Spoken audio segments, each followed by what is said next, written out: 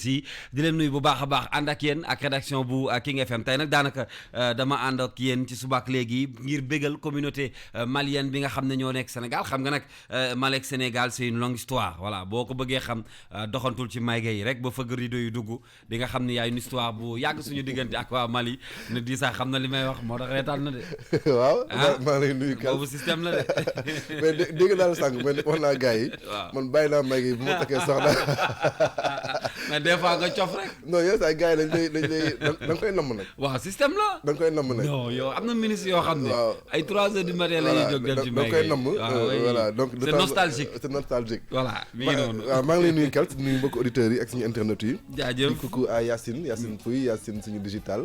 sama réalisateur. sama ndeysaan. réalisatrice. si télé bi. waaw. Pape Sarr également maa ngi koy nuyu. di nuyu waa King FM yëpp ak waa GFM yëpp. jeex na bu dee bàyyi woo xam naa ne bu dee bàyyi nga yow xam naa ne booy yi bàyyeeguñu ay ñoom Pape Madiakhate booy bi moom sëñ Saliou xam naa ne dem katu may gala mais bon. mbëkk rido waaw mbëkk rido dugg salaamaaleykum sëñ bi Sarr. maa ngi lay delloo ziar bu baax sëñ bi Kals di la nuyu di sa Prera di nuyu Yacine Pouy nuyu également ñëpp ñu nekk ci kër gi di nuyu également bépp auditeur ak internaute bu rajo King FM di am mbégte retrouver leen ci 9-11. ayca tàmbaliwaat jotaay bi xam ngeen ni li koy ubbi ginnaaw tënkum xibaar yi ak Serigne Saliou Seck day jëm ci wàllu actualité lii nag jotoon nañ ko fee wax tuuti muy prolongation wu mandat wu maire yi ak conseil municipaux yi dinañ ci waxtaan tuuti mais aussi danañu ñëw ci bés bi nga xam ne tey moom la ñu jagleel xale yi te UNICEF di ci def liggéey bu am solo pour préciser gis naa tey sax ci journée bi ànd nañu ak groupe Futur Média ci yenn ci suñu ay programme tey ci après midi bi incha allah maa ngi leen di jox rendez-vous à 15h ci RFM je serai avec les enfants en compagnie de UNICEF pour benn waxtaan boo xam ne dinaa ko fa amal ak Olibi ak toute l'équipe de la radio RFM ce sera à partir de 15h mais ñun dinañu tàmbali journée bi tout de suite waxtaan ci ak yéen daanaka tey mooy bés bi ñu leen di jagleel muy le 20 novembre en attendant prolongation wu mandat wu maire yi ak conseil municipaux yi di s'apprêtera dafa mel ni ça pose un débat. oui ça pose un débat pour la bonne et simple raison que démb l'Assemblée nationale mooy ëtt ndaw réew mi. démb la ñu def li ñuy wax vote de loi bi vote de projet de loi la woon. mu jaar circuit bu mu war a jaar et puis ñu voté ko démb.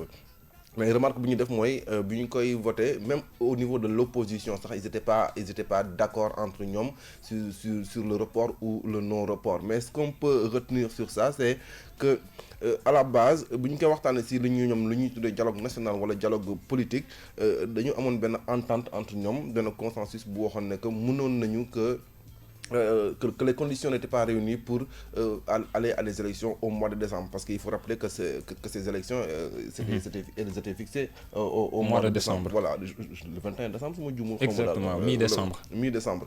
Mais on s'est rendu compte que quand la société civile s'est levée pour dire que oui, le report n'était pas normal, ça obéissait pas aux règles démocratiques du pays, on s'est rendu compte que le ministre de l'Intérieur a sorti un amendement pour fixer la date de ces élections-là entre mars, je pense. Au plus tard en mars 2021. En mars 2021. Donc ça li tax mu posé un problème mooy dañu waxoon report des élections mais sans donner une date précise où ça va se tenir. Ça a été un problème. Même si après l'amendement est venu un peu pour réguler les choses, pour corriger, on se rend compte qu'aujourd'hui, comme autant dans le camp du pouvoir que de l'opposition, il y a des réserves qui sont en train d'être émises pour ça. Donc, je pense que il est important ces élections-là il faut ñu xam ne que ay élections locales la élection présidentielle gënu ko am importance. Fondamentalement parlant, parce que à élection mairie la donc c'est quelque chose de proche, c'est de la proximité. Et boo seetlee comme ni mu la ko waxee Pape Sarr sànq depuis quelques années au niveau des locales dafa am ay personnalités yu bees yu émerger. Ndax tey jii report boobu ndax dina arranger opposition bi ndax wala dina ñàkk arranger ñi nga xam ne ñooy pouvoir bi.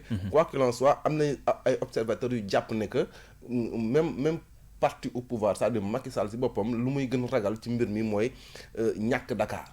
parce que enjeu bi fondamentalement ci local yi mooy ndax Macky Sall ak APR ak ñi mu àndal mën nañoo gagner Dakar am déet bu ñu jàppee ne wala ñoom bu ñu jàppee ne fi mu ne nii Khalifa Sall est hors jeu. ñoom dañoo jàpp ñu si bëri dañoo xalaat ne Khalifa Sall est hors jeu yegg ba ñu foofu on verra une fois là-bas comment ça va se passer. Mais ce que je veux dire qu'il soit hors jeu ou qu'il soit pas hors jeu, il n'est pas évident pour ñoom de gagner Dakar dans les prochaines élections. On a dit qu'ils ont gagné Dakar au présidentiel. Les présidentielles, ce ne sont pas les locales. C'est très différent. C'est des élections, autant c'est des élections importantes, autant ils sont très différents dans la façon de faire et même dans la manière de voter des citoyens. Le Dakarois, il vote différemment du Baol ou bien du Ndiambour ou bien fondamentalement. Donc, je pense que le débat, il est posé. Maintenant, au niveau de l'opposition, même les gens ne s'entendent pas. Un Cheikh Bamba Dièye pense que lui, c'est pas opportun. Et pourtant, lui, quand il a été maire de Saint-Louis, il a bénéficié de cela. Il y a quelques années, on a prorogé le mandat des maires. Lui, il était maire de Saint-Louis avant de perdre l'affaire là. Tout à fait. Barret de lui pense que c'est un deal du parti au pouvoir pour faire en sorte de ne pas aller aux élections parce qu'ils pensent qu'ils ne sont pas prêts. Donc, quoi qu'il en soit, le débat est posé. Papsa. Effectivement, le débat bi dafa posé di ça Kals ndax gis nañu ne seen mandat dafa war a jeex donc du coup élection dafa war a am ndax li ñu leen appaloon li leen population bi askan wi appaloon dafa jeex mais li am mooy démb le ministre de l'intérieur Aly Ngouille Ndiaye wax na ko nee na député yi ñun bu dee état bi rek fii bu ngeen bëggee fii ak 3 mois mën nañu organiser ay élection parce que bu dee matériel bi li ci des sax daanaka bariwul donc bu dee fii ak 3 mois la mën nañu ko organiser seulement nee na ñi nga xam ne ñoom ñoo fare ci kujje gi ñoom ñoo ne faaw ñu xoolaat encore une fois le fichier électoral répétition sempiternelle à chaque fois débat bi da ciy posé man je veux bien comprendre qu'est-ce qui se passe ci fichier électoral bi c'est quoi le problème à chaque fois bu ñu jógee ci élection fichier électoral bi daanaka moom mooy jaxase wala moom mooy boole ñi nga xam ne ñoom ñoo nekk ci langue politique gi fichier électoral bi baaxul à chaque fois bu ñu ci demee élection bu ñu ci jógee casse ñu continuer encore di ci casse mu doon benn coow loo xam ne à chaque fois day ñëw bii encore une fois fichier électoral bi la ñu ne nañ ko càmbaraat laataa ñoo dem ci élection loolu nag ba tax ñu ne nañu poussaat élection yi ba tax ñoom ñi nekkee ci langue politique yi pouvoir comme opposition ils se sont entendus pour ñu proroger mandat wu maire yeeg conseils municipaux yi benn instant mën nañu jàpp ne ay nit la wala ay député ñoom wala ñi nekk ci langue politique yi dañu trahir li nga xam ne moom mooy décision ñi nga xam ne ñoom ñooy askan wi ndax askan wi à la base mandat bu 5 ans lañ joxoon maire yeeg conseils municipaux yi pare woon pour voter ñeneen wala maintenir ñi nga xam ne jamono ji ñoo jiite seen bokk moomeel yi. Donc déjà loolu à la base c'est déjà un problème maintenant proroger nañ seeni mandat am na ñoo xam ne ànduñu ci yaa ngi koy wax léegi Cheikh Bamba Dièye moom dafa jàpp ne dañu war a def li nga xam ne moom mooy délégation spéciale maanaam indi yeneen nit teg leen fa ci 500 et quelques communes yi nga xam ne ñoo nekk yëpp ci Sénégal 540 ou quelques yoo xam ne ñoo nekk ci réew mi d'autres ne sont pas d'accord par exemple comme Mamadou Diop Decroix moom dafa jàpp ne loolu mooy ne président Macky Sall na jël ay nit yu mu neex teg leen ci li nga xam ne moom mooy 500 et quelques communes yu nekk ci Sénégal yëpp xel mën na ko nangu ci benn côté mais le problème reste entier ak ku ñu fa mën a teg moi je pense que lii problème bi fondamentalement mooy Sénégal dañu am problème respecter agenda électoral bu dul présidentiel les autres élections daanaka ba Sénégal di Sénégal ba tey wala depuis Abdou Diouf jaaree ko Abdoulaye Wade ba ci président Macky Sall on a un problème ci tenir date élection yi à date échue bu dul présidentielle à chaque fois dañu koy repousser pour x ou y raison souvent ay fichier électoral souvent ay yeneen argument yoo xam ne dañu koy teg donc c'est assez problématique il faut pour une bonne fois pour toutes au Sénégal ñu respecter li nga xam ne moom mooy calendrier électoral bi bu dul présidentiel moom xam naa ne kenn ñemewu koo pousse boo ko laalee moom gars yi jug sa kaw mais élection locale yi élection municipale yi c'est très important Kals ñu koy respecter parce que loolu tamit mooy gën a jëmmal li nga xam ne moom mooy démocratie mënuñu à chaque fois di imposer nit ñi ay report dans la dernière fois bi ñu fi wax ak Madiop Diop mooy maire bu Grand Yoff dafa wax ni ñoom ànduñu ci parce que sax ñoom loolu gënalu leen ci biir wax waxam sax bi ñu koy déglu ci antenne bi nee na est-ce que sax du waa Grand Yoff dañoo doyal ci moom il sait pas bu jotee rek nañu def élection bu fekkee doyal nañ ci moom ñu jël keneen donc ñoom bu ñu demee ba ñi nga xam ne ñoom la ñu fal ñoo naan sax bu ñu ko puus bu mandat bi jotee rek nañ ko arrêté parce que pour rappel également defe naa di sax xaw na ko junju sànq sax li ñu war a jot ci ay koppar ak yu demee noonu dañ koy wéy di jot ba tey bu ñu prolongé seen mandat donc dafa mel ni ay avantages yu ñu leen di tegalaat rek et loolu est-ce que du gàllankoor sax gafak réew mi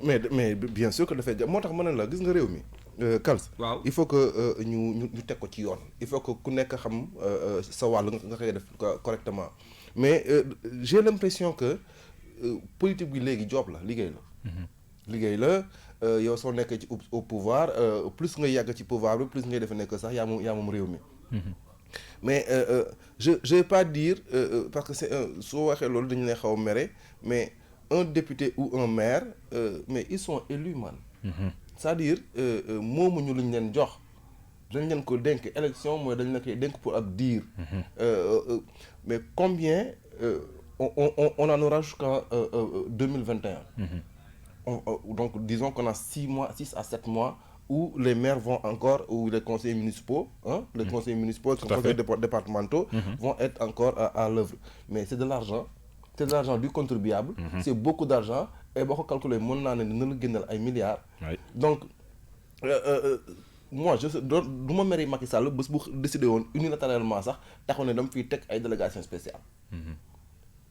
bu ko décidé woon du ma ko ñu mën parce que ñamu fay teg boo seetloo généralement ay préfet la ñu doon ay sous-préfet ak affaire yooyu ñoom ñooy def genre intérim la rek. Exactement genre intérim la rek. kon tey jii dañoo war a arrêter je veux dire maintenant on va me dire on sort d'une élection présidentielle oui mais ça se prépare. On savait qu'en 2019 on aurait des élections présidentielles et des élections locales.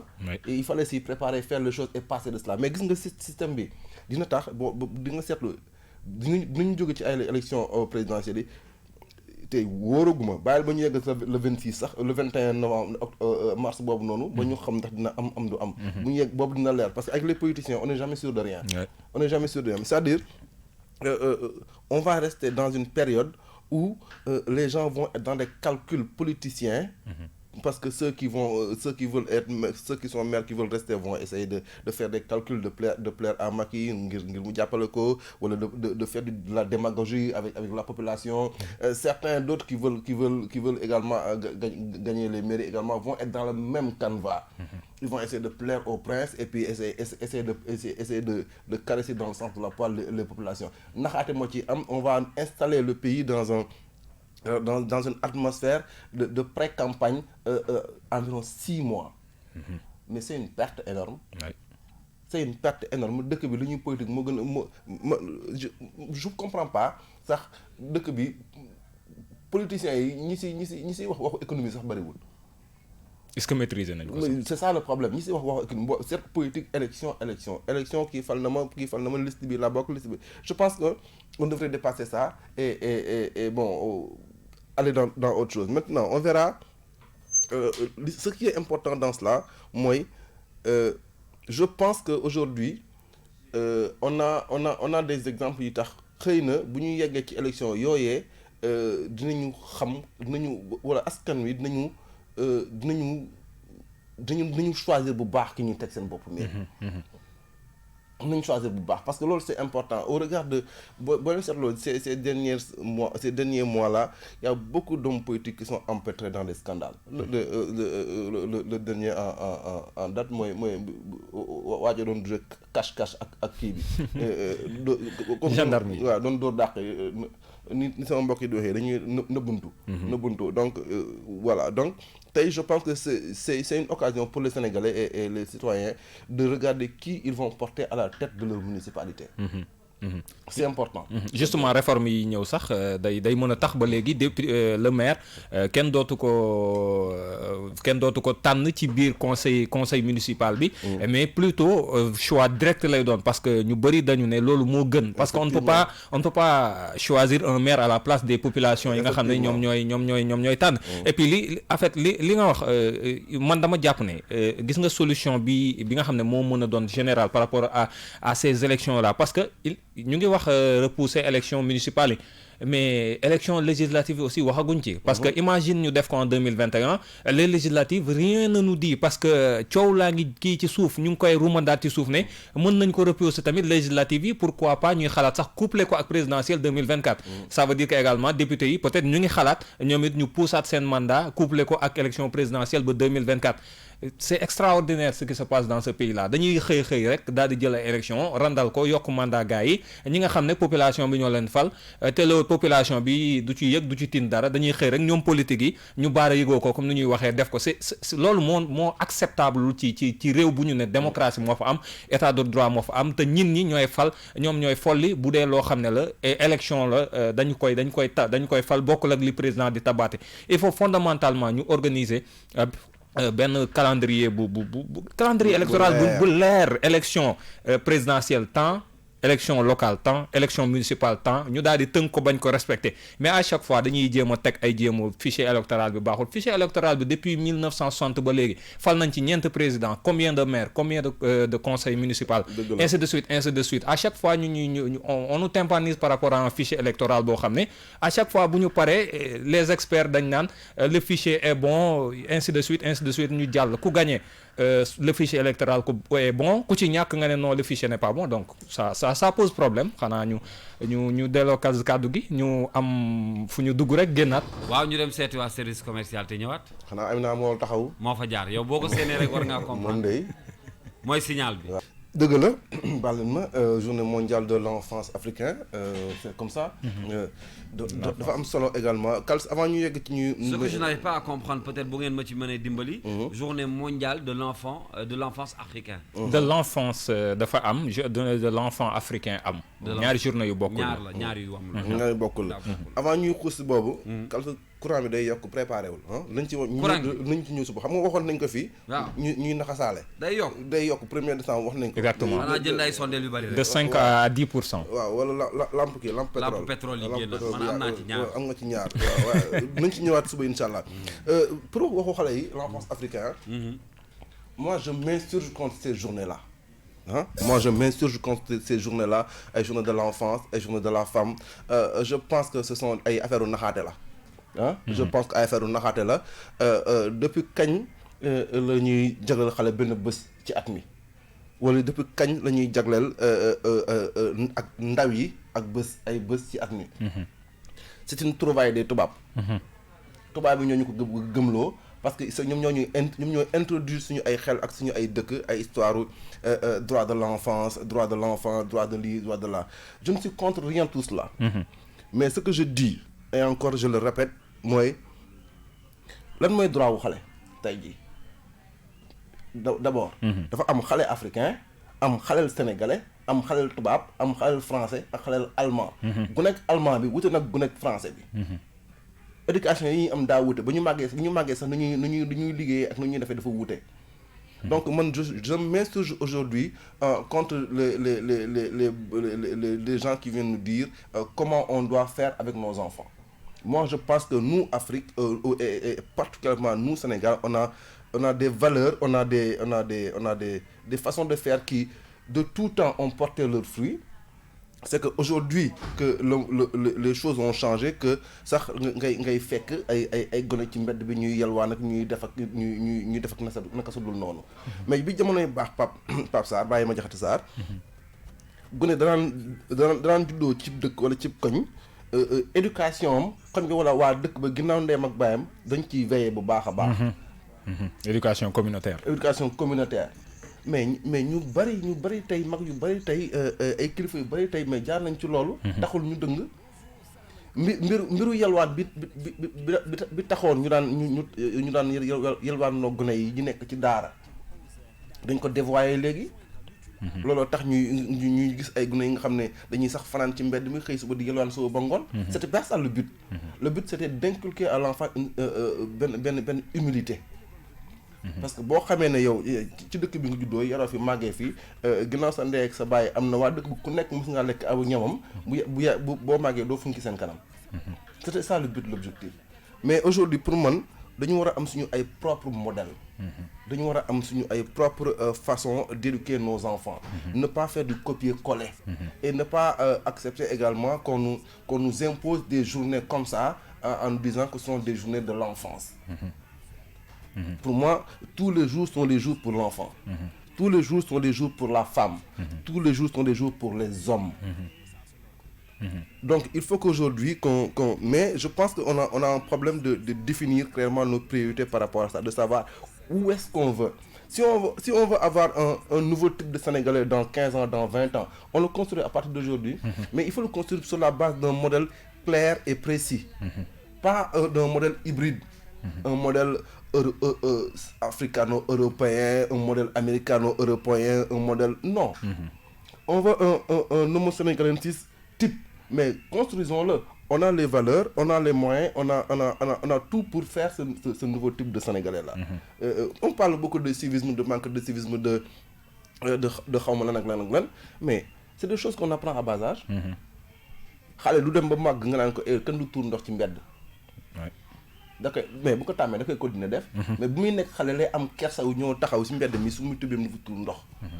Bu muy nekk gone bu amee kersa bu màggee du ko def. Mais bu fekkee moom gone la xamul lool jàngaluñu ko comme yenn dëkk yi ni ñu koy defee. day ñëw taxaw ci mbedd mi rek tuur fa ndox day jàpp lu normal la.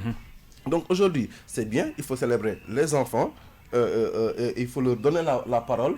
Il faut ñu wax. Mais je m'insurge encore une fois Pape Sarr contre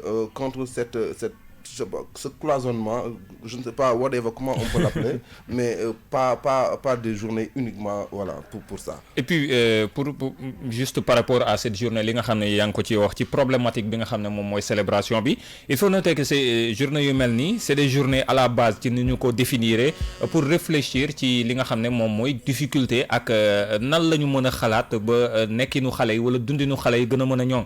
Alors bañ ko commencé célébrer ba léegi c'est journée mondiale de l'enfance. Concrètement ginnaaw droit de l'enfant yi nga xam ne teg nañ ko entre autres à chaque année dañuy gis ne dañ ciy organiser ay panel di ci organiser ay rencontres di ci waxtaan di ci dugal xaalis bu bari ONG yu bari di ci investir mais après finalement la ñu ciy conclure fan lay mujj concrètement fan lay mujj lan la ci nit ñi di mujj def ngir mën a ñoŋal li nga xam ne moom mooy dundunu xale yi. tey xale yi de plus en plus gis nañ ñu ngi am ay problème tey xale yi ñu ngi ci mbedd mi ñu ngi yalwaan xale yi tey jii nii ñu ci bëri ñu ngi am ay problème mu këyit état civil le problème reste entier tey xale yu bëri seen njàng am na problème ñu ngi wax côté bi à l'école ñu ngi wax fii côté daara yi yalwaan gi ci mbedd mi xale yi jafe-jafe yi ñuy jànkonteel autant de problèmes yoo xam ne mais depuis Mathusalem mu ngi dal ci kaw xale yi. mais depuis si je comprends bien bu ngeen di wax c'est-à-dire que warul nekk benn journée bu ñuy célébrer. non warul nekk.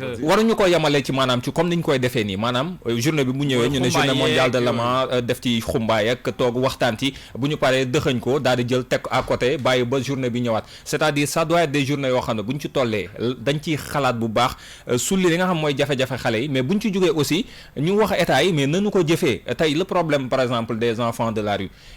mais ñi nga xam ne ñoom ñooy talibé yi mais ñaata gouvernement ñoo fi jaar mais à chaque fois bu ñu ci waxee dara dañuy def un pas en avant 2 pas en arrière wala 3 pas en arrière finalement à quoi ça sert de célébrer ces journées là di xalaat duñ jëlee xalaat yi dugal ko ci tiroir yi après bàyyi ba journée prochaine ñu génneewaat ko woowaat gars yi xumbaay mu mbaay c'est-à-dire bu dee noonu lañ koy célébrer autant pour le journée mondiale enfant journée mondiale de la femme ak yeneen journée yi ça n'a aucun sens à mon avis à chaque fois dañuy tympaniser nit ñi dañuy def ay caravane ak tournée yàq xaalis et puis finalement du mujj fenn yàqum xaalis gu métti rek lay doon. Moi je pense que fondamentalement journée yu mel ni il faut que ñu ciy toog il faut que ñu jëmmal ko que ça soit plus sérieux dans la célébration pas seulement ñu ñëw pour célébrer ko jàll événementiel il faut que ñu xalaat yi tey y a beaucoup de problèmes depuis un événement quoi. Depuis Mathusalem ñu problème yaa ngi dal ci kaw xale yi mais jusqu'à présent le problème reste entier. Parlons un peu par exemple de l'histoire du retrait des enfants de la rue. Foofu laa bëggoon dugg. waaw état bi jëloon na ci ay initiative jëloon na ci ay décisions yu fàtt fu mu mujj. tey la xale yi gën a bëri ci mbedd naka la wax sama jigéen fàtt kenn di ma furaas xam la xëddeen. furaas daal di xëddeen. fu daal di xëddeen tous mujjul fenn mais am na ñu jot a récupérer. mais Kals. waaw sur au moins 5000 6000 8000 10 000 enfants de la rue on te récupère 200 300. mais est-ce que d'accord on dit ça. opération bu mel noonu. du état bi rek moo ko war a def pour mu réussir. non état bi. Sénégalais yi aussi war nañ ci mën a jàppale. pour man la façon dont on s'y est prise n'est pas la meilleure façon gis nga Kals. est-ce que nangu nañu collaborer ak état bi aussi. non benn nangu nañu collaborer wala ñàkk nañu collaborer c'est-à-dire que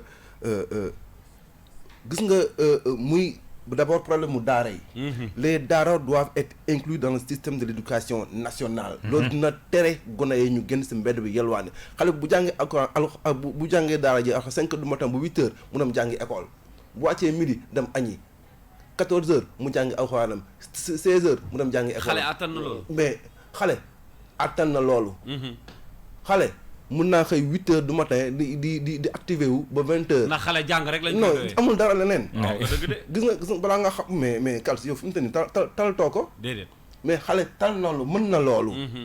la boo seetloo li mu la wax am Dame Mbodj bi nga ko fi invité la dernière fois wax nañu ne que mën na am sax ku am bac à 14 ans wala à 15 ans.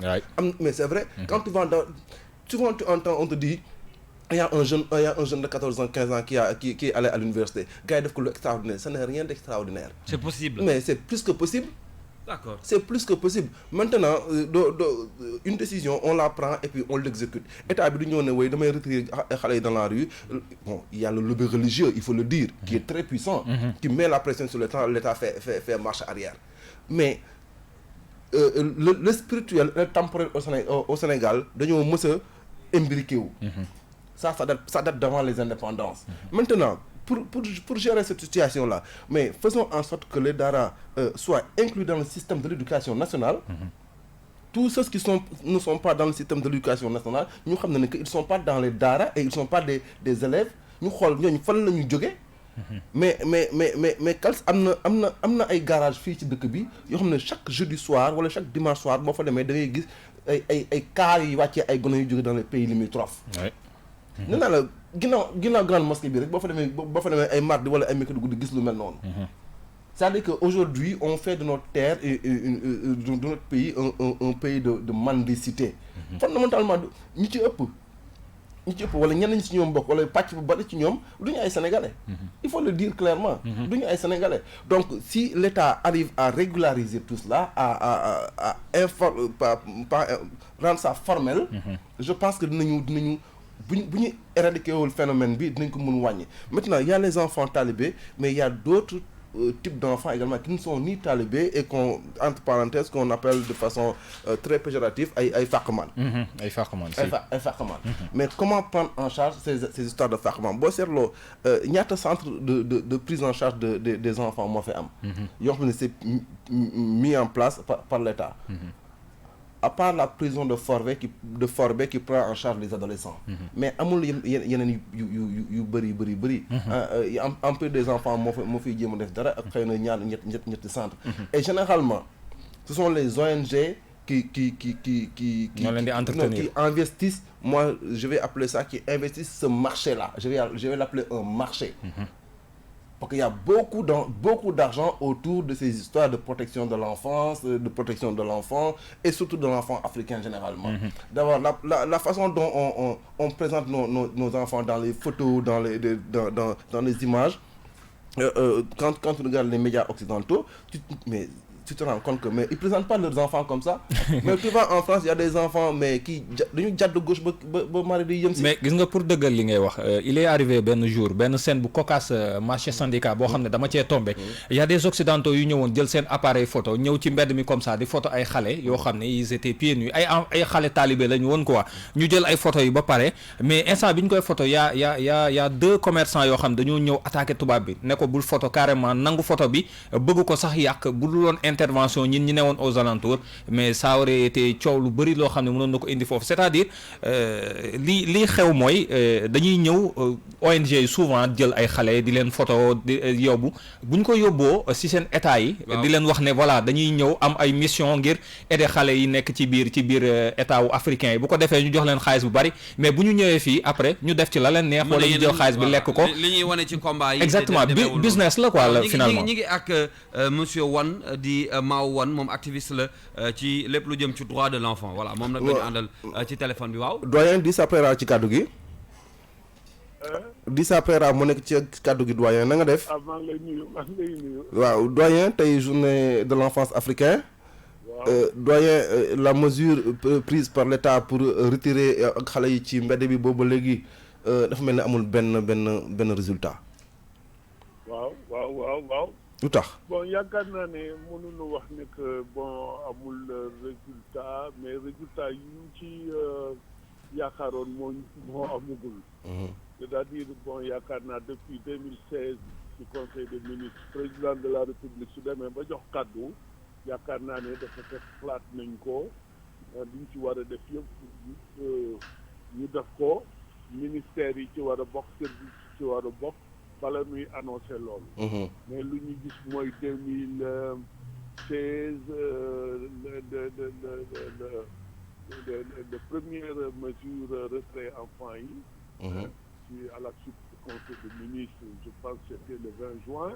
Ensuite, bon, retirer à peu près 1000 enfants. Mais le problème, ce n'est pas de retirer 1000 enfants, mais le problème, c'est de mettre en place une stratégie pour nous de tout dans la rue. Mais sauf retirer 1000 enfants, qui 30 000 yi nga xam ne jot nañ ko xayma Dakar. kooku 2014 la woon. toujours ñu yokku.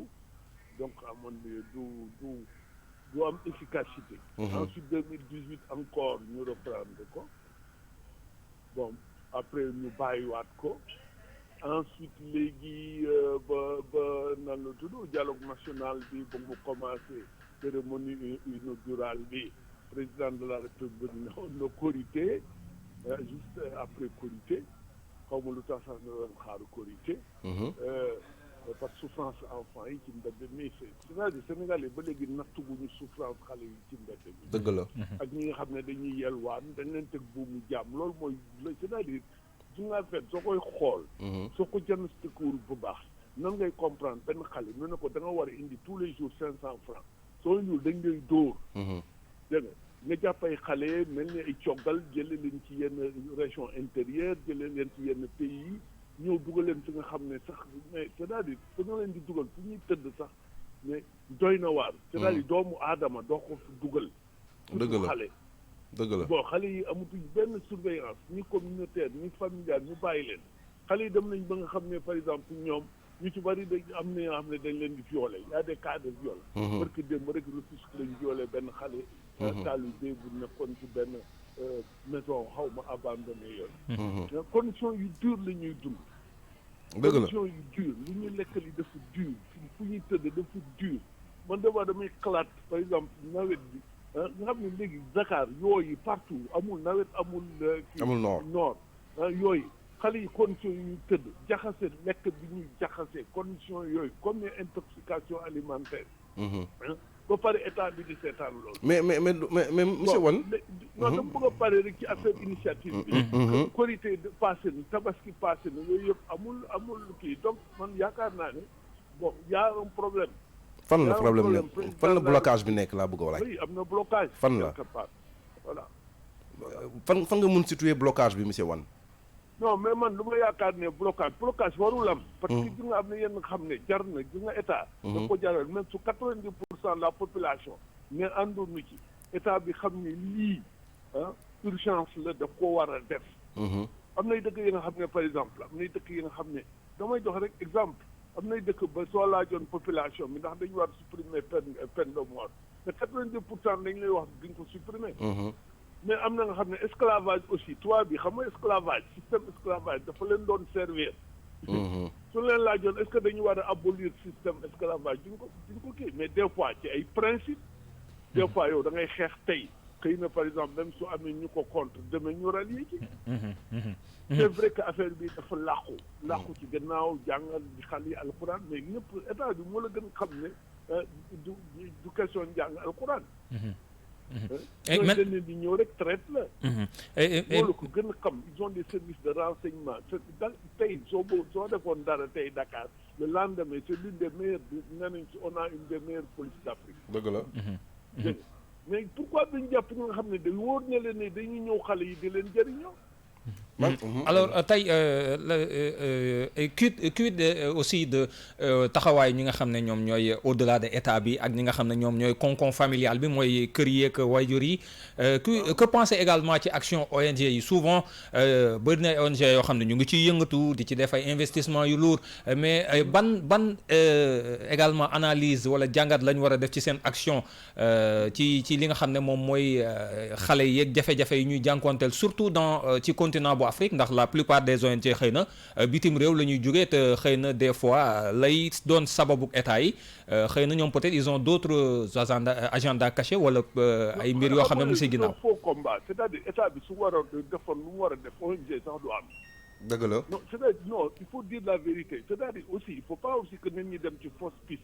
L'État doit contrôler toutes les ONG. seen xaalis fan la jógee seen action fan la jógee. dégg nga même ONG yi nga xam ne dañuy def prise en charge xale buy taxaw ci mbedd bi amul les services de l'État doyul pour la prise en charge. boo tey soo foroon benn xale ci mbedd bi fan nga ko yóbbu bon y a que le centre de Guingué. dégg nga yeneen centre yi c'est très lourd. il faut nga am par exemple kii nan la tudd ordonnance de placement du juge ak yooyu mais c'est-à-dire ONG yi yu ci bari ah suñ fi nekkuloon nañu waxante dëgg xale yi dañuy tawat. parce que loo ci mën a wax mais maintenant état moo war a contrôler.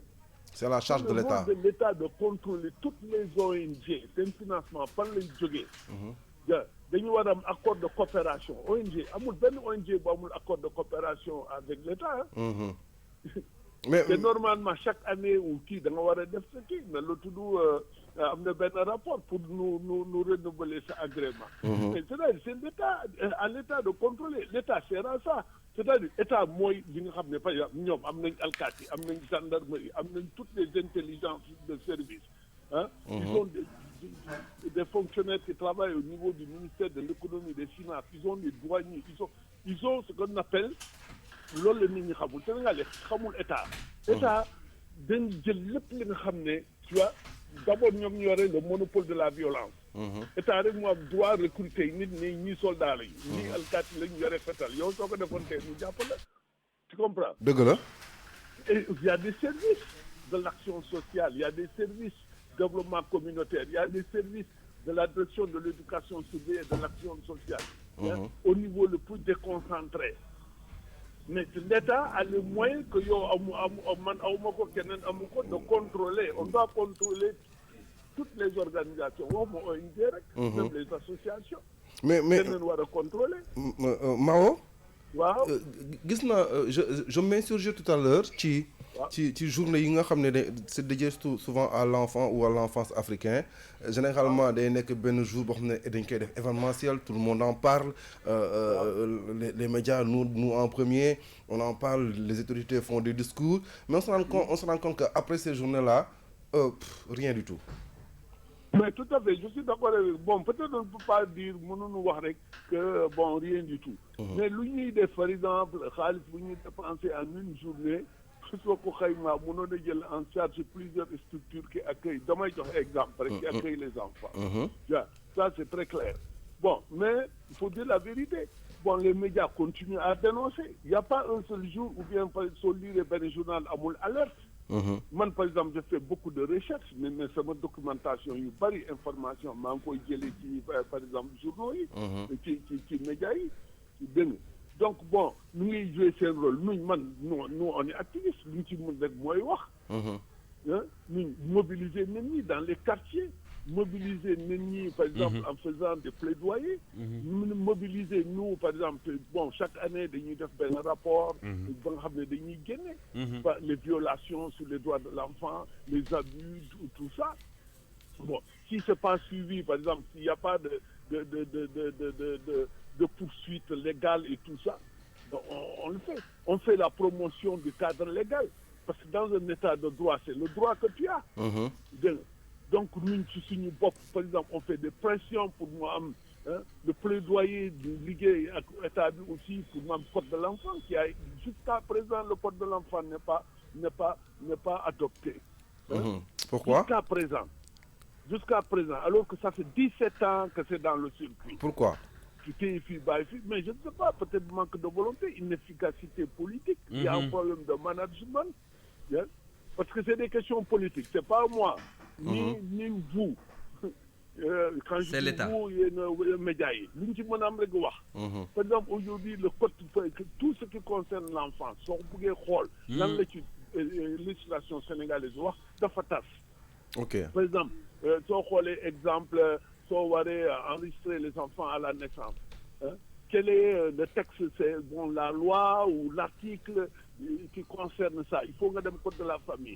Soo bëggee xam l'âge minimum d'admission légale à l'emploi, il faut nga dem code du travail.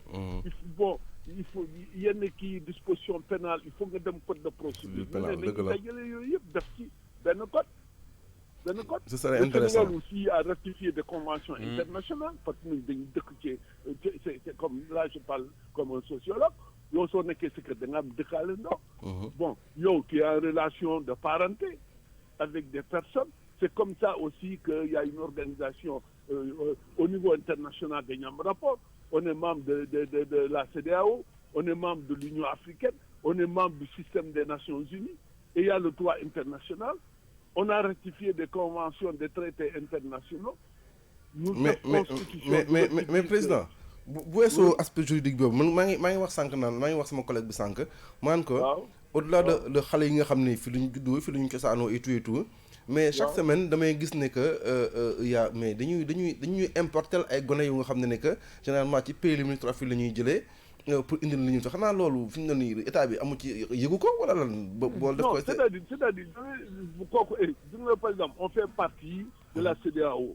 CEDEAO libre circulation. des biens et des personnes. état kii nan la tudd passeport CEDEAO. CEDEAO dëgg la. Bon carte d'identité CEDEAO la ñu yore. Sénégalais yaa ngi partout. soo demee Guinée-Bissau les Sénégalais sont là-bas. Côte d'Ivoire les Sénégalais sont là-bas.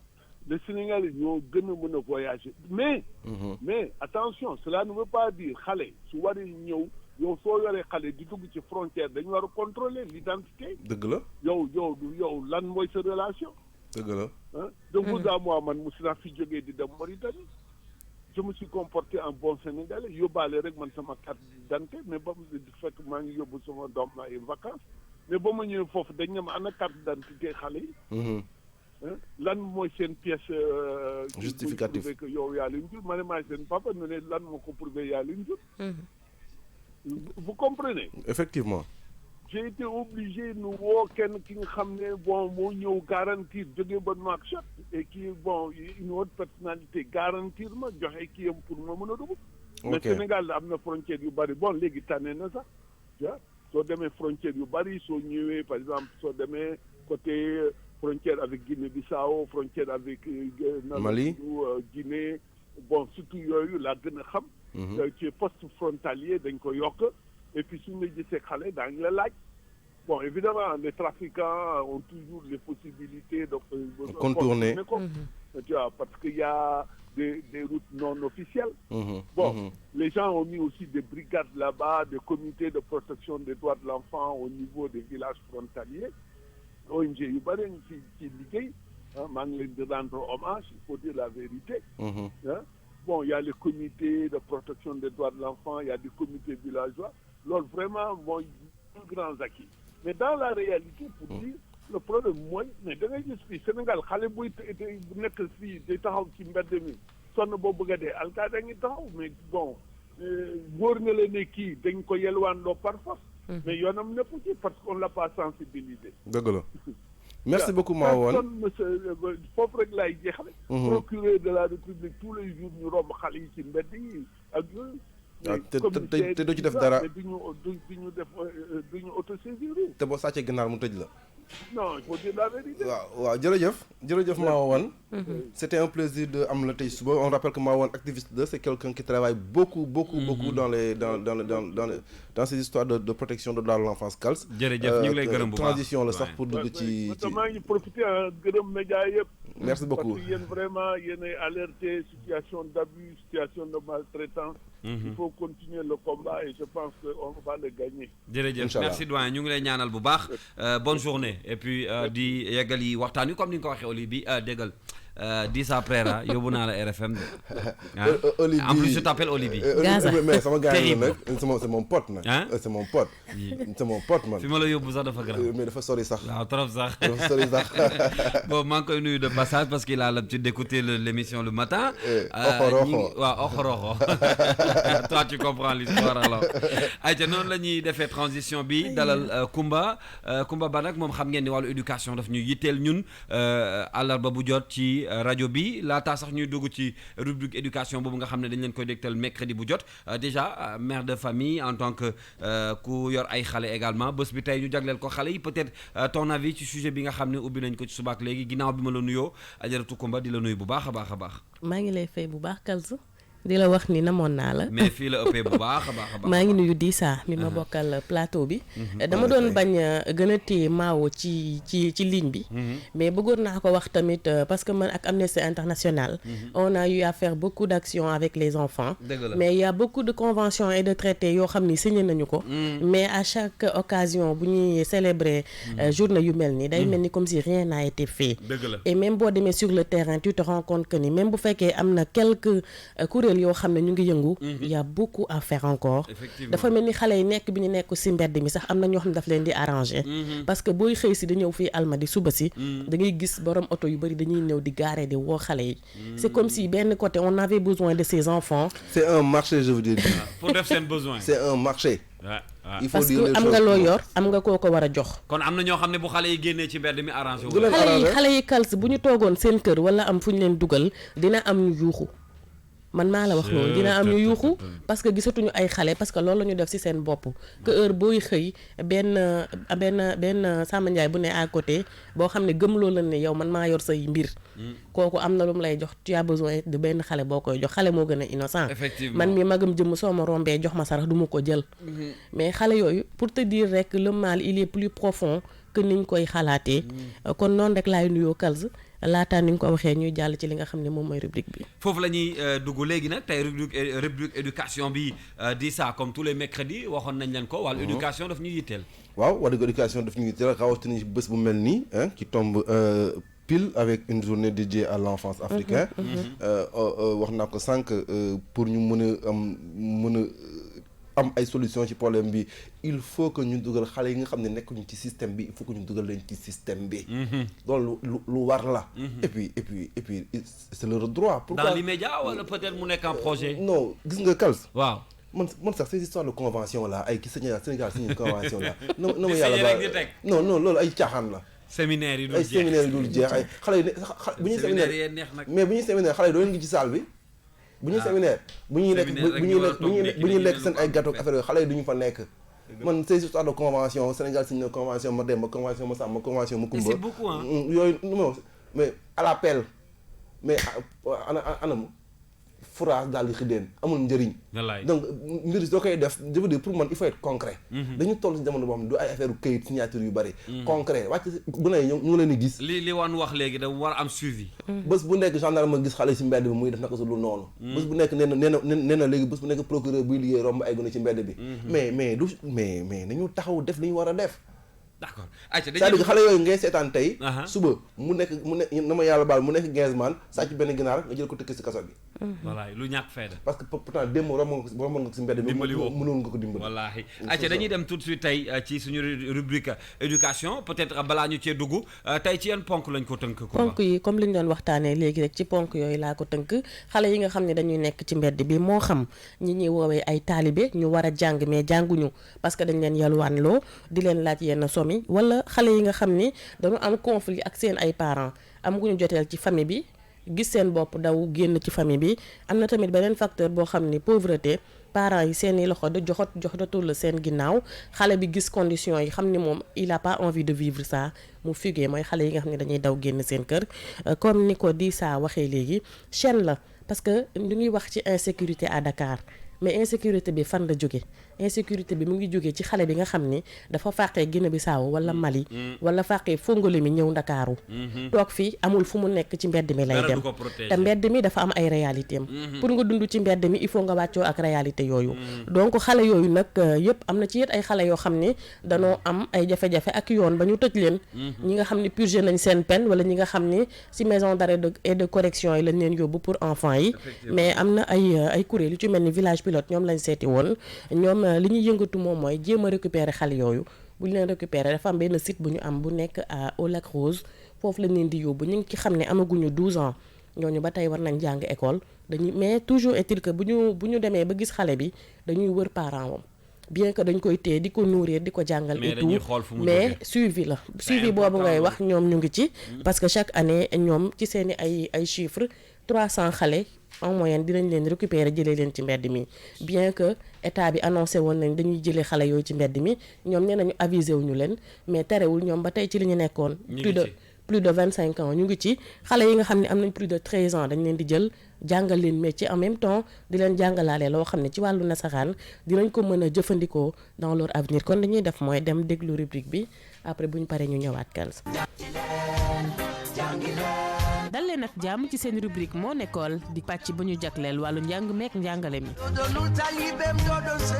tey ji nag ci wàllu actualité dañoo def taxaw seetlu ci nouveau bachelier yi am ay jafe-jafe jëm ci seen wàllu orientation ñu bëri ci ñoom nag ci liste yu njëkk ya fi ñu leen orienté woon bokkul ak li ñu gis ci ñaareelu liste yi ginnaaw si loolu nag directeur bu centre des réseaux et systèmes d'information bu ministère de l'enseignement supérieur de la recherche et de l'innovation daal dinay génnee ab bataaxal xamal nouveau bachelier yooyu ñaareelu liste bi liñ ci gis loolu mooy orientation yu baax yi ndax ci liste bu njëkk ba dafa am ay xibaar yoo xam ni jëluñu ko woon en compte bu ñu nee njàng ak njàngale nag du rek njàngum français waaye nag njàngum alxuraan wala sax métier ci la bokk mu am nag ay xale yoo xam ni ñu ngi leen di woowee enfant de la rue dañi nga xam ni dañuy nekk ci mbedd mi moo xam taalibi li ñu wala ñu dawee seeni kër wala ñu am jafe-jafe ak seeni ay wayjur am na ay doomu aadama yu volontaire wu di jël xale yooyu di leen dugalaat ci biir société bi ngir ñu xam ci lu gën a yaatu dem nañu seeti kenn ci ñi nga xam ne dañuy jàngal xale yooyu muy wuyoo ci turu Marema Diallo nekk ci kuréel gii di village pilote di taxawu bu baax xale yooyu moom moo yor wàllu solidarité ak éducation à la citoyenneté gannaaw ba ñu la nuyoo Marema Diallo laaj bu njëkk bi moom mooy xam nañ ni récupérer xale yi ci mbedd mi du mbir bu yomb ñan ñooy seen cible bu njëkk ak naka ngeen ciy taxawee. dañ rek bépp xale boo xam dafa nekk ci tolof li ñuy njëkk a def nag mooy xale yi nga xam dafa nekk ci mbedd koo xam ne ni bàyyi na ay waajuram bàyyi na maanaam kon ku dénkoon wala jote na ak société bi ba nekk na ci yeneen loxo mooy ñi ñuy wax faqman nga fekk ko ci mbedd mi ñun ñoo dinañ wax ak ñoom am na nag ñoo xam ne ni tamit ci loxo yi ñu nekkoon dafa baaxul mu nekk par exemple taalibe ndax taalibe moom ñun ñëpp xam nañu mooy kiy jàng alxuraan sëriñ bi mooy kiy jàngale daara moom mooy école bi ñu war a jànge bi ñuy saytoo xam-xam alxuraan wante nag nañu waxante dëgg léeg-léeg nga daj si ñoo xam ne ni xëy na turu sëriñ bi dañ koy mbubboo rek mettital xale bi naan ko lii nga indi par bés xale bi su ko amulee ñu boole ko ku ko gën a mag kooku làpp ko ba mu set benn bërëb xale bi su yàggee dafay daw ñooñu tam dinañ wax ak ñoom du ñu fekk benn xale ci daaram di ko fa jële mais xale bu ñu fekk ci mbedd dinañ wax ak yow. am na si xale yooyu ñoo xam ni dañ leen jot a tëj kaso waaye nag yéen am na taxawaay bu ngeen di am ci ñoom naka lay demee. xale moom mbedd moom mais temps bi nekkee si ñun dinañ leen jàngal nasaraan dalal leen suñu dalee ba pare ba ñu wóoluñu ndax nag wóoluwuñu mag de ndax liñ jot a dal danga leen laaj ñu naan ma maa nga tudd Jean fekk mu nga tudd Mamadou maa nga dëkk Mbirkilaan fekk mu dëkk Géej waaye xam nga kooku pour nga xam fa mu jóge day metti mais suñu demee ba kóolute dellu si waat xale bi dina la wax dëgg su waxee dëgg nag nga delloo ko ay waajuram mais kooku soo koy delloo doo ko delloo loxo kese da nga koy delloo soit mu dem jàngi ji nasaraan wala mu dem jàngi ji alxuraan mais ci biir goxam wetu ay waajuram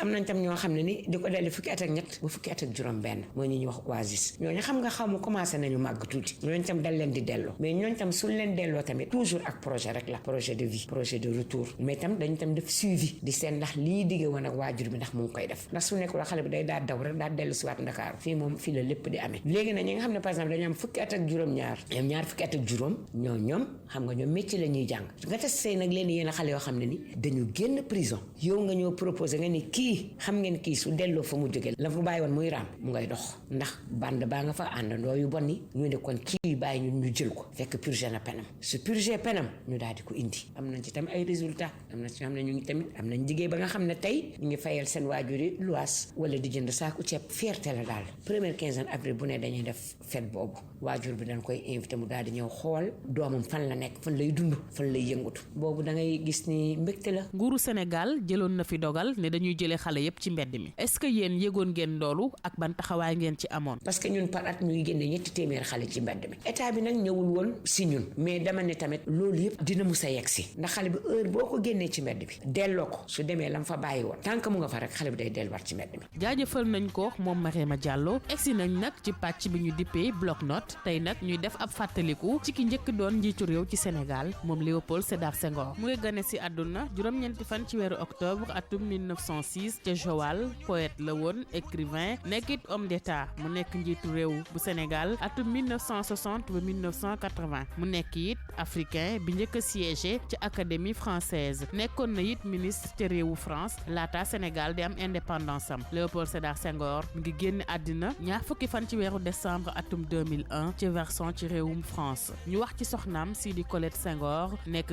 ki njëkk doon première dame ci république bu Sénégal moom it mu bàyyeekoo fi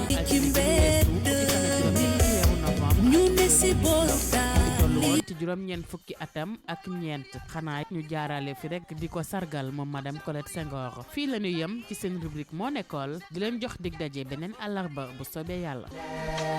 jàngi leen mag ñu baax ñi fi nekkoon ne nañ ko jàng du wees.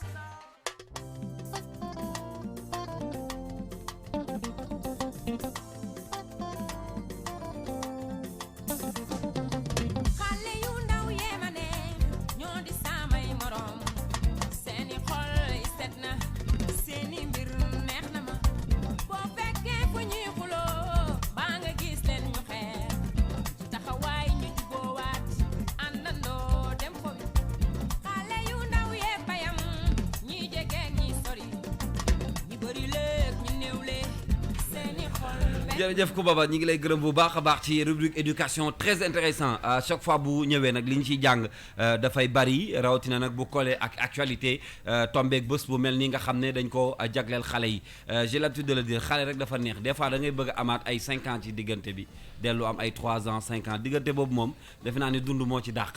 moo tax dara wekkuwul sa kaw. waaw moo tax dañ leen war a jàppale. dañ leen war a jàppale. parce que ñun suñu ay ressources ñun. Aujourd'hui on parle du pétrole du gaz oui démb la feeñ mais suñu ay ressources. C'est pas pour rien qu'aujourd'hui que tous les yeux sont braqués sur l'Afrique. Les gens pensent que l'Afrique c'est le futur, c'est l'avenir du monde mais pourquoi? Parce que tubaab bi juratuñu. ñooy jur ñun ñoo am ressources humaines bi. waaw ñun de dañuy jur de. tubaab bi ñooy juratuñu. macha allah dëgg la c'est la vérité. et puis li muy wax c'est tellement vrai en Allemagne. il s'est trouvé que am na ay jardin d'enfants yu ñu ubbi woon pour xale yi di fa jàngi. gisuñu benn mais léegi ay musée la mujj doon yoo xam ne. suñu xale yi. voilà suñu xale yi ñu jox leen ay xale de.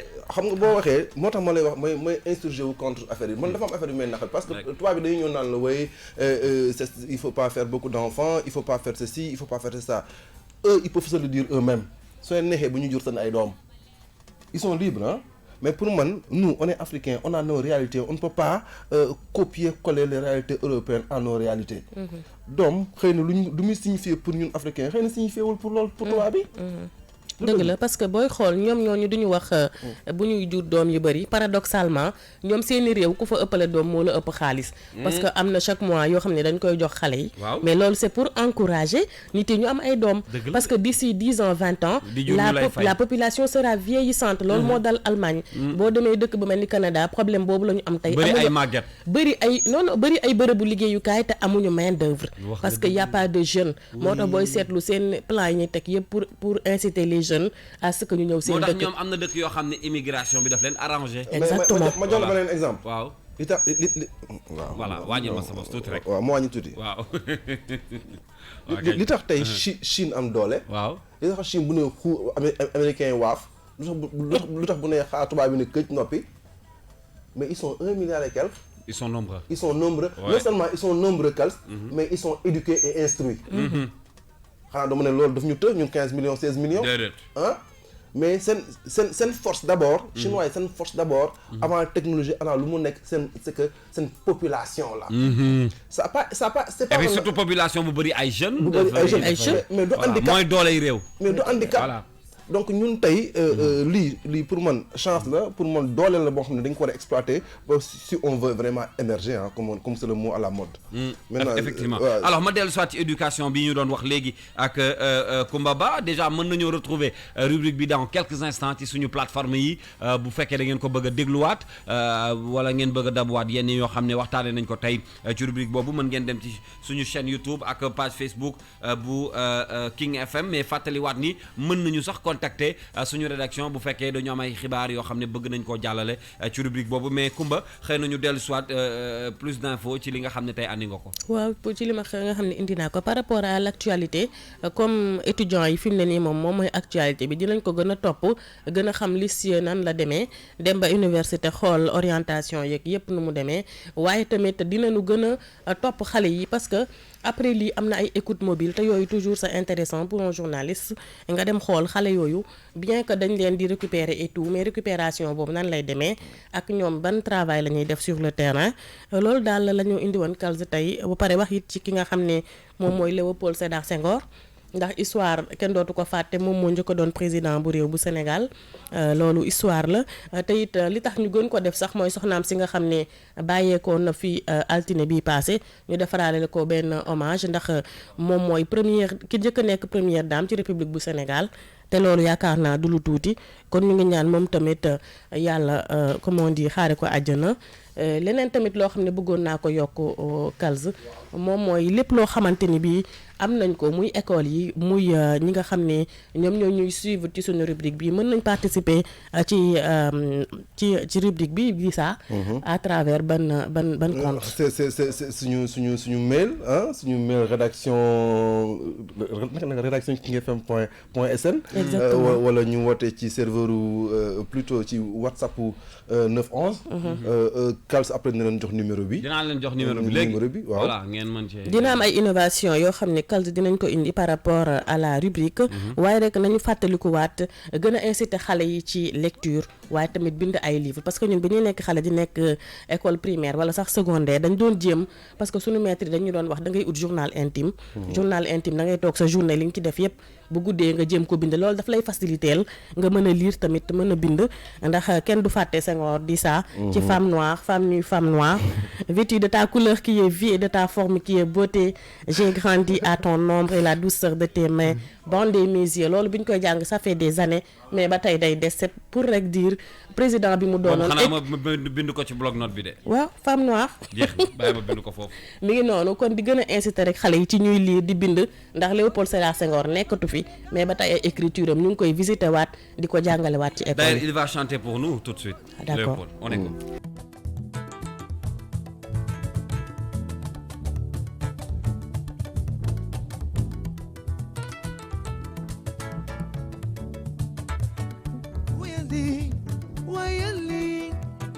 wayandi say ñoon ji bege way mën na neex dëgg la su amee ndeysaan la ciy wax fexeel mu neex ñi ñeewa ay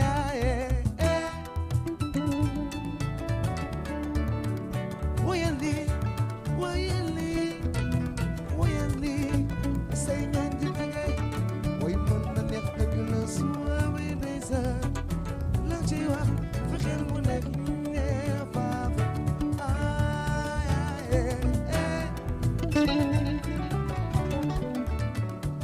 moo xam da ngay rab maa ngay sub kabo fexeel mu neex ñi ñeewa buñ lay jiñ sambay ma ñi jigi naan kii day jamaraan la war ba def ci sa ñoom fexeel mu neex ñi ñeewa bul war ak dagaan ada cosaan ne ci suñu réew ñun waaw waaw budul woon a xawaare kenn du fas com bay wuti yow may wayandi wayandi say ñoñ di bëgge way mën na neex dëgg na soo may ndey sa man ci wax na xew mu neex di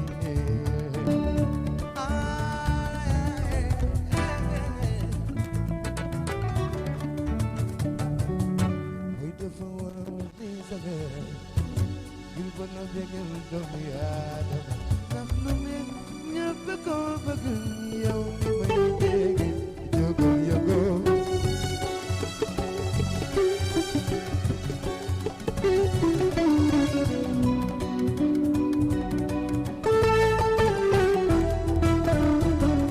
way taxooram day saga yu mën a bégal la ñu neex ndax lu neex ñëpp ko bëgg yow mi may bége waaw te ci dafa war a reetaan soo ci bëggee bégal doomi Aadama kon soo fi feccal sama way wi yow mi may bége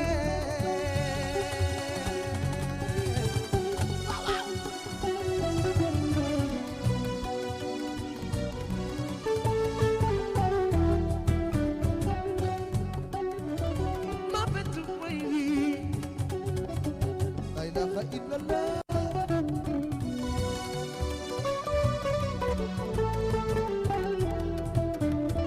ma wayal gaañi jigéen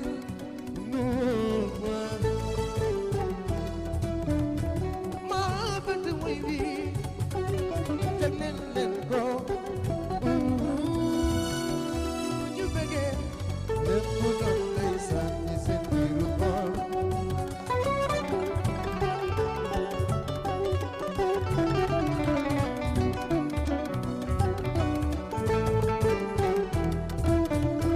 sama diggante kooku daal moom am na maanaam asubay mbokk mi jóoma kon dog say naga fullo Genève neex na mbay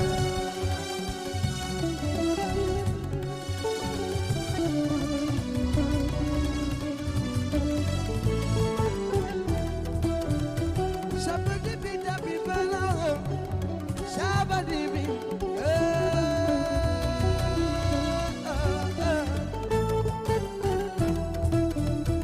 sama diggante nga subay moom am na maanaam asubay mbokk mi jóoma kon dog say naga fullo Genève neex na mbay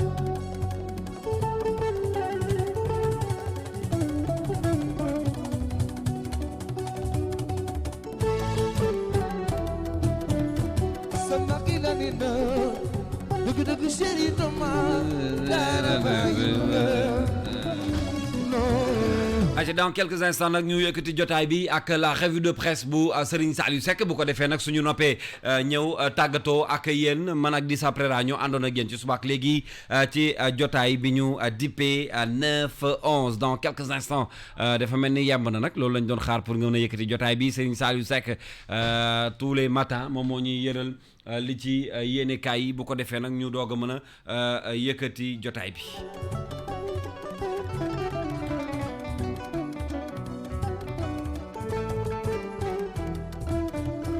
sama diggante kooku daal moom am na maanaam asubay mbokk mi jóoma kon dog say naga fullo Genève neex na mbay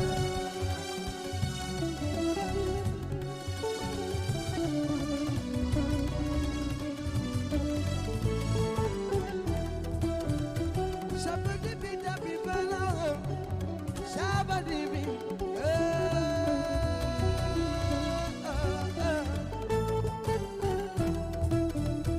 sama diggante nga subay moom am na maanaam asubay mbokk mi jóoma kon dog say naga fullo Genève neex na mbay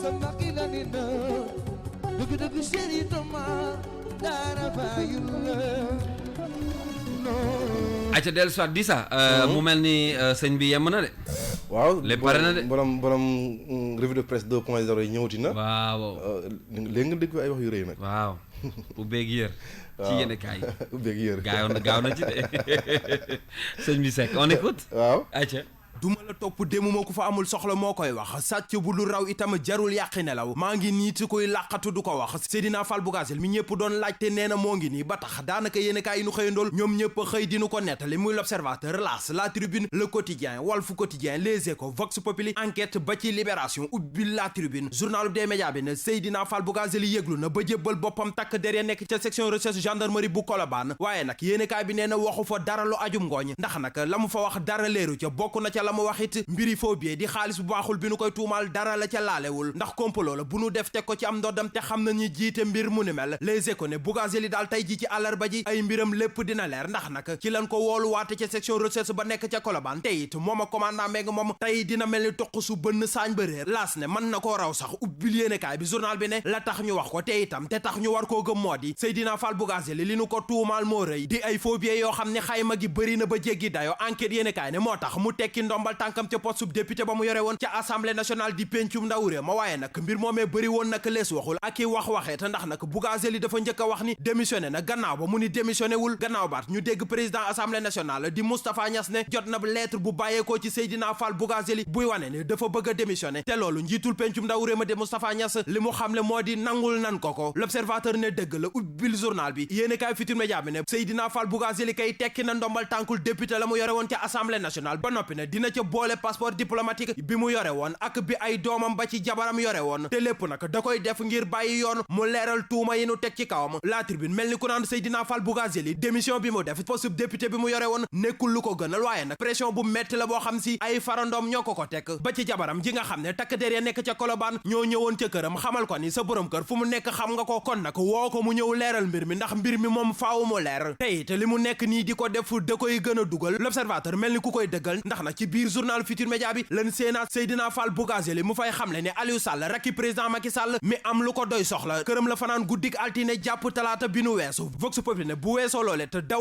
wàqati gi Seydina Fall Bougazelli defoon ndax mbiri faux billets yi nu ko jàppe mujj naa feeñal boppam boole ca mel ni ku doon amalub soow fu nekk mu fay waxee ngir seetal ay loxom Les Échos ne lu ni mel moo tax Seydina Fall Bougazelli jël na fanweeri avocat ngir ñu raggal ko ab deram yéenekaay bi ne ca avocat yooye maître El Hadji Diouf ca la bokk ñu gisub nataalam ci xët wu njëkku Les Échos mu fay xamle ne dinañ génne Bougazelli ci li mu dugg ndax nag laale wu ca lu toll ni tarfatal ay ni te it innocent la ci mbir mu ni mel susu a mel ni ku naan maître El Hadji Diouf lu ni mel nag du yomb benn yoon ci ki nu fi tudde woon faux lion di simbkat bu mag ndax nag ku nekk xam na ni Seydina Fall Bougazelli simbkat bu mag la woon te nekkoon ca banlieue bu Ndakaaru yéenekaay bi yokku ci ni janloo ma ka commandant Mbengue bu section recherche gendarmerie ba nekk ca Colobane tey jii du yomb benn yoon nataalu Seydina Fall Bougazelli te lan fekkaat ci xët wu njëkku réew mi quotidien ubbil yéenekaay bi li nu ko wax ak li nu ko tuumal laale wu ca lu toll ni tarfatal ay ni yéenekaay bi ne Bougazelli maître Assane Dioma Ndiaye ak maître Ousmane Seye la njëkk a woolu ngir def leen ni avocat gaañe lànk ca gannaaw ba ci la woowee borom maam mën ci dossier yu tàng yi di maître El Hadji Diouf ngir mu tubayul ko ba man koo layool Les Échos ne ëpp na loolu ndax nag fanweeri avocat la Seydina Fall Bougazelli jël réew mi quotidien ne ndax nag jotul sëkk ñu defub taxaw seetlu ci politiciens yi nekk ca diwaanu Géejawaay rawatina ña fare ca nguur gi ndax nag bu dee Aliou Sall mi nekk maire Géejawaay ba ci Seydina Fall Bougazelli mi fa nekk député ñoom ñëpp tudd nañ leen ci ak léexoor ak ku jubadi gi ñenn ñiy def ci mbeddi Ndakaaru yi léegi tey mu dàkk ubbil l'Observateur journal Rue 15 angle corniche bi ne ñàngal di président Macky Sall génne na yatukel ne képp ku nu gisati nga nekk ci mbedd yi di colal ak di saw mel ni ku dof dinañ la alamaan 30 000 francs di juróom benn junni ci xaalisu CFA te boo ko fayul di nga dem kaso. ayca wax jàngoog ci yéene kaay yi ak Serigne Saliou Seck am na benn réponse nag boo xam ne am naa ko pour yow parce que barki démb maa ngi dégg nga may laaj Bougazelli lu mu doon voilà et puis góol la woon dégg naa simbakat la woon aussi mais moo tax it simbakat bu mag moo tax it waaw fi mu ne ni ñoom Sanex ak ñoom waa daray ko yooyu noonu almoom waaw war nañoo def attention parce que seen place bi moom waaw ren moom bëri na ay le prix du grand comédien de l'année moom gëma mu dem si ñoom waaw en tout cas daal bu simbikat demee ba nekk député on peut s'attendre à tout dama am woy bu ma la bëgg a may ma ko ma dégg jana taag xanaa nag bu ëllëgee waaw Sadio bu nekkee député bu kenn wax dara xam nga yaa may defloo ay affaire waaw Sadio gars yi daal bu ñëwee fii waaw di ma seet waaw dam naa leen dem leen gis en tout cas responsable daal Sadio daal bu ci fi falee bu Sadio boobaa moomee bu boobaa waaw. journaliste laay doon nga doon sama red chef jeex na tànk comme ça responsabilité bi nekk ci yow de façon ñun daal li askan wi xalaat ci suuf waaw ñu ngi koy jéem wax ci kaw kese jottali waaw wax ji jeex tàkk tooy ñu kenn donc mi ngi noonu mesure yu ñu jël également ci li mu tëjee yéene kaay yi mooy Am na gars solo. yi wër di saw ci mbedd Am civi na- ñàkk civisme wax naa ko sànq mooy saw ci mbedd yi dafa ñaaw nag mais magum jëm bu taxaw Joxoñ rek. ubbi tubéyam taxaw ci mbedd bi cororo ba mu neex ko Ñaaw na yoonam mais moo tax ma ne la loolu éducation la gis nga kal sa xale boo ko jàngalee am kersaw taxaw ci mbedd si mi tubéyam njàng bu màggee du ko def dëgg la de sànq wax nga ko pourtant voilà en parlant de voilà des enfants mais boo ko jàngalul bu màggee éducation de base bu màggee day def ne lu normal la wax nga dëgg de mais mbedd du pour saw wallaahi du pour saw am na fi am na ay endroit yu def pour loolu fu ñu ko gën a taamoo et puis sax fii Sénégal la fii loo safa saw kër goo dugg neen même mu tur ndox ñu mel nga tur ndox gën dem sa yoon ci njëkk ak teraanga mais sutura passé wul loolu loolooy suñu teraanga mais dafa jekk di sax si góor wallaahi ñaaw na mais mesure yi ñu ci jël nag te boo seetloo góor ñi ëpp lu ñu koy def ah ah oui parce que jigéen ñi moom góor ñi ëpp lu ñu koy def joxoñ a gën a gaaw di jonkan dëgg la ah leer laa la wax xool kals bi ma fi bàyyi woon joxoñ suba nag kals moo gën a gaaw suba incha allah waaw il faut ñu wax ci yokkub courant bi courant bi day yokk day yokk waaw bon bu ñu xëyee gis yenn lampe yi fay ci kër gi nañ comprendre nay leer waaw nay leer waaw. donc merci beaucoup Dissa Merci ça à a été toi. un plaisir ñu àndoon ak yow ci suba ak léegi ak rédaction bu King FM retrouvez la rédaction à midi ah Midi Culture ci Midi Culture ak Serigne Saliou Seck ak Soxna Dior Mbodj jërëjëf sa Dissa Préra di la gërëm bu baax a baax comme li ñu wax ci revue de presse bi xanaa ñu jéem a bégal waa Guédiawaye rek ak grand Bogas ci bégal ancien simbakat yëpp bu baax a baax ñoom Sadio ak keneen ki santoon Ngom nekkoon Pikine dàq simb fii ah Pam Ngom simbakat loolu wax nga dëgg yow daay xale yi fekke wuñ simb amatul léegi ay gaynde yu ndaw a fi lekk léegi gaynde yi dañ daan ponkal di dugg ci koñ yi merci beaucoup yow foo ko seenaan daw Amina ngay ñeme lu nii amoo benn fit jërëjëf rendez-vous demain incha allah ci suba si ñu àndaat ak yéen dès 9h di ngeen ànd ak Larry Sam dans quelques minutes mu gunge leen ci li nga xam ne moom moo di King Feeling ak feeling am Larry Bonbon et puis juste après également Midi Culture à midi juste après di ngeen ànd ak programme tey nag si après midi bi ñu ngi place souvenir ak UNICEF ci ngoon gi dinañ ànd ak les enfants terribles PNG ak d'autres animateurs ce sera dans l'après-midi radio King FM se déplace vers la corniche ci après-midi bi donc mën ngeen ñu sax fekk voilà bu leen neexee mën ngeen ñëw fekk suñu foofu ñëppay dem digital bi ba la temps ngay bës fii muy dox voilà ñun ñëpp ñu àndandoo dem place du souvenir ànd ak yéen pour cet après-midi jàmm yàlla nañ yàlla sàmm suba ak jàmm